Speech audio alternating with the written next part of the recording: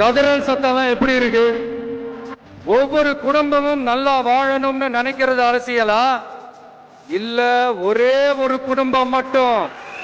மாண்புமிகு மன்னராட்சி முதல்வர் அவர்களே, மாண்புமிகு திரு முத்துவேல் கருணாநிதி ஸ்டாலின் அவர்களே, பேரை மட்டும் வீராப்பா சொன்ன பத்தாதவர்களே, என் கழக தோழர்களையும் என் நாட்டு மக்களையும் பார்க்கறதுக்கோ சந்திக்கிறதுக்கோ தடை போடுறதுக்கு நீங்க யாருங்க? நேத்து வந்தவெல்லாம் முதலமைச்சர் ஆகணும்னு கனவு காண்றான்னு சொல்றீங்க. அணை போட்டு ஆத்த வேணும்னா தடுக்கலாம், காத்த தடுக்க முடியாது. இதுல வேற உங்களை அப்பான்னு வேற கூப்பிடுறாங்கன்னு சொல்றீங்க. மாண்புமிகு திரு மோடிஜி அவர்களே, பேரை சொல்லணும் பேரை சொல்லணும் பேரை நான் ஒரு படத்துல சொல்லுவேனே, லியோவை பார்க்கணும் லியோவை பார்க்கணும் லியோவை பார்க்கணும். ஏன்ஜி தமிழ்நாடு தமிழர்கள்னாலே அலர்ஜி?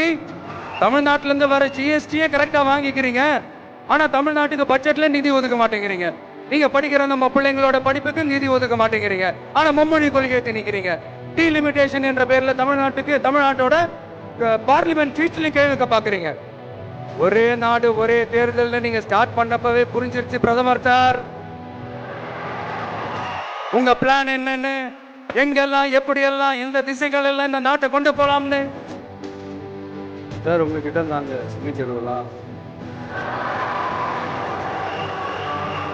தமிழ்நாட்டை கொஞ்சம் கேர்ஃபுல்லா ஹேண்டில் பண்ணுங்க சார்.